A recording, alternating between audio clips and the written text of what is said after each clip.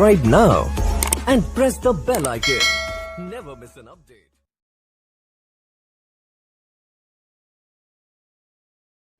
Hello दोस्तों, स्वागत है आप सबका स्टॉक रिसर्च यूट्यूब चैनल में। दोस्तों आज हम बात करेंगे जस्ट डायल लिमिटेड के बारे में। पिछले 2-3 दिनों से इसके अंदर डेली 5-6% की गिरावट हो रही है और पिछले एक महीने में देखें तो ये शेयर 16% जितना गिर चुका है। ओके, तो इस मंथ का हाईएस्ट इसने 1050 के ऊपर बनाया था और वहाँ से गिरावट होकर देखें तो 823 रुपये तक आ चुका है। ओके, तो और कितना गिर सकता है, यहाँ पे हमको क्या करना चाहिए। Q2 के रिजल्ट भी आ चुके हैं और साथ ही एक म्यूचुअल फंड ने जो अपनी हिस्सेदारी भी बेची हुई है, जिसकी वजह से यहाँ पे गिरावट हो रही है। ओके, तो आगे क्या करना है, चार्ट पे देखेंगे कौन से लेवल पे ये सपोर्ट लेगा और फंडामेंटल के बारे में बात करेंगे। फ्यूचर प्लान्स क्या है, कितने टाइम में आपको कितना रिटर्न मिल सकता है, तो सारी बातें इसी वीडियो में करेंगे। जो भी नए लोग हैं प्लीज़ चैनल को सब्सक्राइब कर दीजिए और भी किसी शेयर के बारे में जानना चाहते हैं प्लीज़ चैनल के नीचे कमेंट कीजिए। और आप टेलीग्राम में नहीं हो तो टेलीग्राम में ज्वाइन हो जाइए, वहाँ पे आप डायरेक्ट मुझसे बात करते हो। साथ ही आपकी कोई भी शेयर में पोजीशन फंसी होगी वहाँ पे आप सजेशन मुझसे ले सकते हो। ओके, तो जो भी लोग टेलीग्राम में नहीं है टेलीग्राम में ज्वाइन हो जाए। काफ़ी पर्सनल सपोर्ट देता हूँ मैं सब मेंबर्स को और जो लोग प्रीमियम मेंबरशिप चाहते हैं वो भी वहाँ पे ज्वाइन हो जाए, क्योंकि मैं डेली बेसिस पे वहाँ पे इंट्राडे, पोजिशनल और निफ्टी बैंक निफ्टी के ऑप्शन कॉल्स भी देता हूँ, जिससे डेली लोग 5 से 10 हज़ार फ्री ऑफ कॉस्ट कमा रहे हो। फ्री टेलीग्राम चैनल में भी 5 से 10 हज़ार की अर्निंग हो रही है और जो मेंबरशिप ली है उनकी भी एकदम सेफ साइड 10-15 हज़ार की ईजिली अर्निंग हो ही जाती है। ओके, तो जल्दी से टेलीग्राम में ज्वाइन हो जाइए। साथ ही सारी की सारी लेटेस्ट न्यूज़ भी आपको टेलीग्राम में मिल जाएगी मॉर्निंग अपडेट में। दोस्तों पहले हम आए NSE की वेबसाइट पे, यहाँ पे देखेंगे लास्ट ट्रेडिंग सेशन की ट्रेडिंग डिटेल। ये अक्टूबर 22 जस्ट डायल लिमिटेड ओपन हुआ था 869 पे, हाई बनाया 884 का, लो बनाया 798, यानी 800 रुपीज़ का लेवल भी ब्रेक कर दिया था, लेकिन फिर से थोड़ी सी रिकवरी होकर 823 के ऊपर क्लोजिंग हुई। 52 हाई देखे तो 11 जुलाई को 1138 रुपये का इसने हाई बनाया जब रिलायंस ने इसको खरीदने की बात की थी तब। ओके, तो और 52 वीक लो देखे तो 531 रुपये का है और एक साल में पैसा डबल कर दिया। ओके, एग्जैक्ट एक साल में। क्वांटिटी देखें तो आज क्वांटिटी ट्रेड हुई है 11,32,674। डिलीवरेबल क्वांटिटी देखें तो 3,76,726। एक अच्छी खासी डिलीवरी दिखाई दे रही है, ज़्यादा एक्साइटिंग वाली नहीं है क्योंकि क्वांटिटी कम है, लेकिन डिलीवरी के परसेंटेज जो है 25% ऊपर है, यानी कि अच्छी खासी आप कह सकते हो। तो दोस्तों पिछले कुछ दिनों में बहुत अच्छी खासी गिरावट हमको यहाँ पे देखने को मिली। आप देख सकते हो 1050 के लेवल से इसके अंदर गिरावट और यहाँ पे इसने जो हाई बनाया था वो 1151 रुपये के आसपास जुलाई का हाई। ओके, और अभी देखें तो ये अभी चल रहा है अक्टूबर 22 और यहाँ पे देख सकते हो किस तरह से गिरावट हुई है। डेली 4-5% की गिरावट यहाँ पे हमको देखने को मिल रही थी। तो इसके अंदर जो फर्स्ट सपोर्ट निकल के आता है वो है इस लेवल पे, यानी कि 780 रुपये का जो है फर्स्ट सपोर्ट दिखाई दे रहा है। यहाँ पे काफ़ी टाइम तक शेयर ने कंसोलिडेट भी किया था पहले। 780 रुपीज़ का काफ़ी इंपॉर्टेंट लेवल है। अगर इस लेवल पे सपोर्ट लेके ऊपर जाता है तब यहाँ पे आप पोजिशनल बाई कर सकते हो। ओके, तो उसके लिए आपको टेलीग्राम में चैनल ज्वाइन होना पड़ेगा, वहाँ पे मैं आपको इंट्राडे और पोजिशनल बता दूंगा एंट्री करनी है कि नहीं। ओके, तो 780 पे एक तो आप एंट्री लेना चाहते हो तो ले सकते हो, लेकिन अभी मैं एवरेज करने की बात नहीं कर रहा हूँ, अभी मैं बोल रहा हूँ इस लेवल पे सपोर्ट ले सकता है। ओके, अगर ये सपोर्ट भी टूट जाता है, मानो मार्केट कुछ ज़्यादा ही बुरी कंडीशन में है, कोई भी बुरी न्यूज़ आ जाती है और इस लेवल को भी तोड़ देता है, तो जो नेक्स्ट सपोर्ट है वो है यहाँ पे 725 से 730 रुपीज़ के आसपास। ओके, और ये लेवल मुझे नहीं लगता इतनी इजीली ब्रेक होगा। ओके, तो 780 और 730 ये दो लेवल आपको याद रखना है। इस लेवल पे जरूर सपोर्ट लेके एक बार बाउंस बैक जरूर करेगा। ओके, तो अगर इस लेवल पे बाउंस बैक करता है तो अच्छी बात है। फिर जो यहाँ पे फर्स्ट टारगेट हमको दिखाई देता है वो 900 के ऊपर ही दिखाई देता है।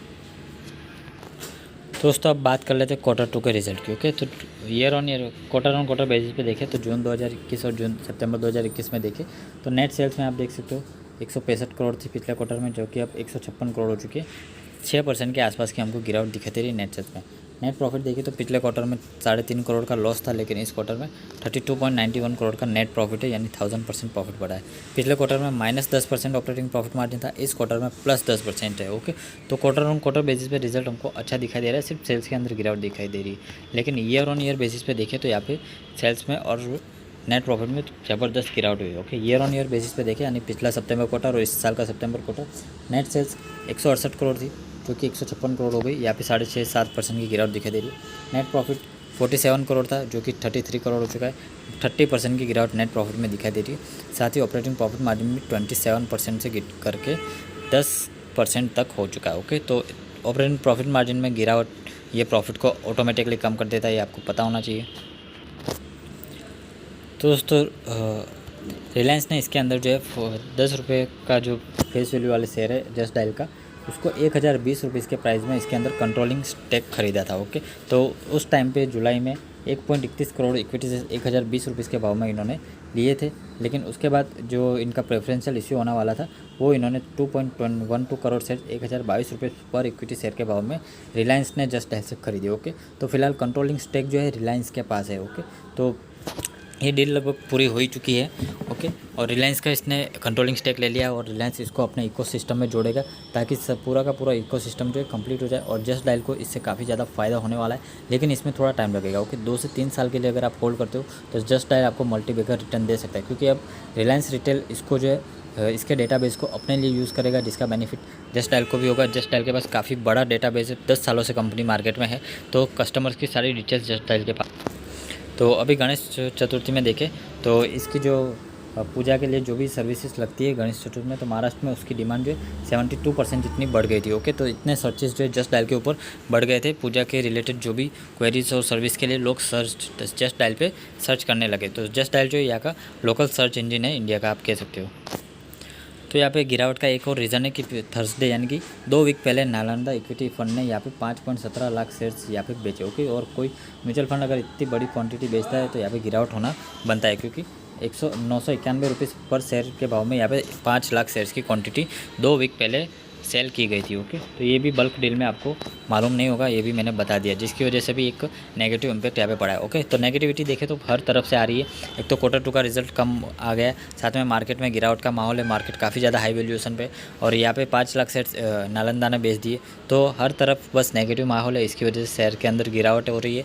प्लस बाकी सारे, और इंडिया मार्ट का भी जो रिजल्ट आया था वो भी कुछ खास नहीं आया था। ओके, तो इंडिया मार्ट और जस्ट डायल दोनों ही B2B में सेगमेंट में काम करती है। ओके, B2B जस्ट डायल ने अभी स्टार्ट किया, इंडिया मार्ट पहले से उसमें लीडर है। तो इंडिया मार्ट का रिजल्ट जब डाउन आया तो उसकी वजह से इसके अंदर भी प्रेशर बनने लगा रिजल्ट को लेके जस्ट डायल के अंदर। ओके, आपको पता होगा जब TCS का रिजल्ट ख़राब आया था, मतलब उम्मीद से थोड़ा कम आया था। ओके, ख़राब नहीं आया था, प्रॉफिट तो आया ही था, लेकिन जितना एक्सपेक्ट किया था उतना नहीं आया था। ओके, तो TCS के लो रिजल्ट की वजह से सारे के सारे IT सेक्टर के शेयर में गिरावट हमको देखने को मिली। उसी वजह से इंडिया मार्ट के रिजल्ट की वजह से जस्ट डायल में भी हमको गिरावट देखने को मिली। तो अभी शेयर होल्डिंग पैटर्न देखें तो ये अगस्त 2021 का शेयर होल्डिंग पैटर्न है। वहाँ पे नालंदा के पास 8% का स्टेक था, लेकिन उसके बाद अक्टूबर में इन्होंने सेल कर दिया है। प्रोमोटर के पास फिलहाल 51% है, और प्रोमोटर आप देख सकते हो रिलायंस रिटेल के पास 41% स्टेक है, और FIS के पास 18.5% स्टेक है, म्यूचुअल फंड के पास 7.5% स्टेक है, और बाकी सारा पब्लिक के पास है। एक भी शेयर यहाँ पे गिरवी रखा हुआ नहीं है। मेजोरिटी शेयर होल्डर है प्रोमोटर्स। ओके, और प्रोमोटर्स कौन है? रिलायंस। ओके, ये नाम आप याद रखना। रिलायंस में जब हर कोई इन्वेस्टमेंट करने के लिए तैयार है तो वहाँ पे रिलायंस ने जस्ट डायल को खरीद लिया है, तो जस्ट डायल के अंदर भी जल्दी हमको तेज़ी दिखने को मिलेगी।